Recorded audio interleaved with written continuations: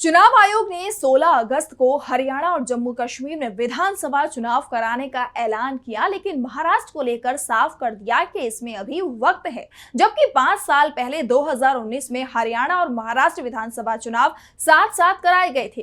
विपक्ष की तरफ से तो पहले से ही कहा जा रहा है कि बीजेपी को राज्य में अपनी हार तय दिखाई दे रही है, जिसके चलते चुनाव टाले जा रहे हैं। और अब एक बड़ी खबर सामने आ रही है, जिसमें कहा जा रहा है कि बीजेपी के दबाव में चुनाव आयोग महाराष्ट्र में समय पर चुनाव कराएगा ही नहीं, महाराष्ट्र में अब राष्ट्रपति शासन लगाने की तैयारी की जा रही है। तो क्या है पूरा मामला, इसी पर आज हम अपनी स्पेशल रिपोर्ट में करेंगे चर्चा। नमस्कार, मैं हूं आपके साथ मानसी। महाराष्ट्र में राष्ट्रपति शासन लगाने की तैयारी हो रही है। 26 नवंबर को महाराष्ट्र विधानसभा का कार्यकाल समाप्त हो जाएगा, यानी 26 नवंबर तक राज्य में नई सरकार बन जानी चाहिए। अगर ऐसा नहीं होता है तो विधानसभा भंग हो जाएगी और राज्य में राष्ट्रपति शासन शुरू हो जाएगा। इस बीच चुनाव आयोग की तरफ से भी संकेत दिए गए हैं कि चुनाव समय पर नहीं होंगे। महाराष्ट्र में राष्ट्रपति शासन लग सकता है, यानी बीजेपी के सहयोग से सीएम बने एकनाथ शिंदे को सीएम पद छोड़ना पड़ेगा। राष्ट्रपति शासन को लेकर जब मुख्य चुनाव आयुक्त से सवाल किया गया था तो उन्होंने कहा था कि राष्ट्रपति शासन लगाने में कुछ भी गलत नहीं है। राष्ट्रपति शासन में भी मतदान और गिनती की प्रक्रिया हो सकती है, इसमें कुछ हफ्तों का ही समय लगता है। पहले ये समझते हैं कि राष्ट्रपति शासन लगने से क्या क्या बदल जाएगा। मुख्यमंत्री के नेतृत्व वाली मंत्रिपरिषद को भंग कर दिया जाएगा। राज्य सरकार के कामकाज और शक्तियां राष्ट्रपति के पास आ जाती हैं। राष्ट्रपति के प्रतिनिधि के रूप में राज्यपाल प्रशासन की भूमिका में आ जाते हैं। इसी के साथ राष्ट्रपति चाहे तो ये भी घोषणा कर सकता है कि राज्य विधायिका की शक्तियों का इस्तेमाल संसद करेगी। इससे संसद ही राज्य के विधेयक के तौर पर काम करती है। राष्ट्रपति शासन के दौरान जरूरत पड़ने पर संसद से बजट पारित कराया जा सकता है। यानी 26 नवंबर तक अगर चुनाव नहीं होते हैं तो एकनाथ शिंदे राज्य के सीएम नहीं रहेंगे। चुनाव दिसंबर या फिर जनवरी में कराए जा सकते हैं। इसे लेकर शिवसेना यूबीटी नेता संजय राउत ने बीजेपी पर करारा हमला करते हुए कहा, मतदाताओं को प्रभावित करने और उन्हें खरीदने का प्रयास किया जा रहा है। इसके लिए सरकारी धन का दुरुपयोग किया जा रहा है। अगर चुनाव आयोग राजनेताओं के हाथ का हथियार और कठपुतली बन जाएंगे तो संविधान संकट में है। अगर महाराष्ट्र में चुनाव दिसंबर में होते हैं तो ये केवल सत्ताधारियों की सुविधा के लिए है। उन्हें महाराष्ट्र में हारने का डर है, इसीलिए ये साजिश रची गई है। संजय राउत ने जो सवाल उठाए हैं उससे भी ये संकेत मिल रहे हैं कि महाराष्ट्र विधानसभा चुनाव समय पर नहीं हो पाएंगे। किसी भी राज्य में राष्ट्रपति शासन लगाने का प्रावधान आर्टिकल 355 और आर्टिकल 366 में किए गए हैं। अगर राज्य सरकार संविधान के अनुसार काम करने में विफल रहती है तो राज्यपाल इसको लेकर राष्ट्रपति को एक रिपोर्ट भेज सकता है।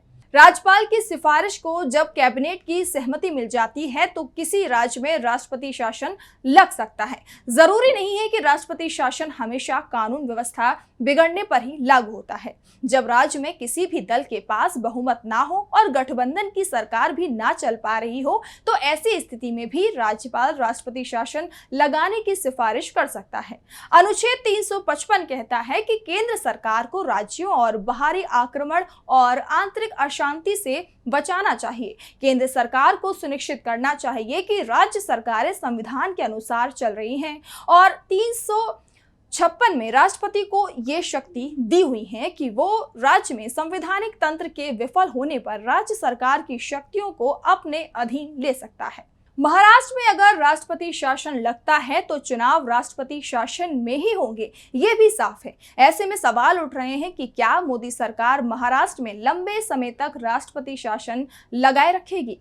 किसी भी राज्य में राष्ट्रपति शासन का ऐलान होता है तो इस पर 2 महीने के अंदर संसद की मोहर लगना जरूरी है। संसद के दोनों सदन लोकसभा और राज्यसभा में राष्ट्रपति शासन के पक्ष में बहुमत का समर्थन होना चाहिए। अगर उस समय राष्ट्रपति शासन लागू किए जाने के समय या इस फैसले के 2 महीने के अंदर लोकसभा भी भंग हो जाती है तो राज्यसभा में इसे पास कराना होता है। फिर नई लोकसभा गठन होने के 1 महीने के भीतर वहां भी अप्रूवल लेना जरूरी है। दोनों सदनों की ओर से सहमति मिलने पर राष्ट्रपति शासन 6 माह तक रहता है। इसे 6-6 महीने करके अधिकतम 3 साल तक बढ़ाया जा सकता है। अब बात करते हैं कि आखिर बीजेपी क्यों महाराष्ट्र में समय पर चुनाव कराने के लिए तैयार होती नहीं दिखाई दे रही है। तो इसका सबसे बड़ा कारण है हाल ही में हुए लोकसभा चुनावों को माना जा रहा है। राज्य के 48 सीटों पर हुए लोकसभा चुनाव में बीजेपी को सिर्फ 9 सीट मिली। एनडीए गठबंधन के हिस्से में सिर्फ 17 सीटें आईं, जबकि कांग्रेस सबसे बड़ी पार्टी बनकर उभरी, उसे 13 सीट मिली और इंडिया गठबंधन को 30 सीटें मिली। इसके बाद से ही बीजेपी डरी हुई दिखाई दे रही है। इसके अलावा एक और बड़ा कारण माना जा रहा है और वो है सीएम पद को लेकर टकराव। महायुति गठबंधन में सीएम उम्मीदवारी को लेकर टकराव चल रहा है। शिवसेना एकनाथ शिंदे के नाम पर ही चुनाव लड़ने का दबाव बना रही है। बीजेपी इस बार अपना सीएम चाहती है तो एनसीपी का अजित गुट चाहता है कि अजित पवार को सीएम उम्मीदवार बनाया जाए। राष्ट्रपति शासन होने की स्थिति में सबसे बड़ा फायदा बीजेपी को होना है, क्योंकि महाराष्ट्र के राज्यपाल सीपी राधाकृष्णन लंबे समय तक बीजेपी के नेता रहे हैं। बीजेपी राष्ट्रपति शासन में भी कई ऐसे फैसले करा सकती है जिससे वोटों को प्रभावित किया जा सके और इसका पूरा फायदा वो सहयोगियों की जगह अपने हिस्से कर सकती है। महाराष्ट्र को लेकर जिस तरह से बीजेपी की तैयारी चल रही है, उससे एक बात साफ है कि पार्टी यहां अपने आप को सबसे ज्यादा मुश्किल में मान रही है और इसीलिए हरियाणा के साथ महाराष्ट्र में विधानसभा चुनाव नहीं कराए गए। एक तरफ मोदी सरकार एक देश एक चुनाव की बात करती है, तो वहीं एक साथ राज्यों के चुनाव भी नहीं करवा पा रही है। बीजेपी की चिंता का सबसे बड़ा कारण उसका खुद का सर्वे भी बताया जा रहा है। दावा किया जा रहा है कि हाल ही में बीजेपी के सर्वे में ही विपक्षी महाविकास अघाड़ी गठबंधन को बड़ी जीत मिलती दिखाई दी थी और इस सर्वे के बाद से ही इस बात के संकेत मिलना शुरू हो गए थे कि महाराष्ट्र चुनाव को टाला जा सकता है और विधानसभा चुनाव राष्ट्रपति शासन में कराए जा सकते हैं।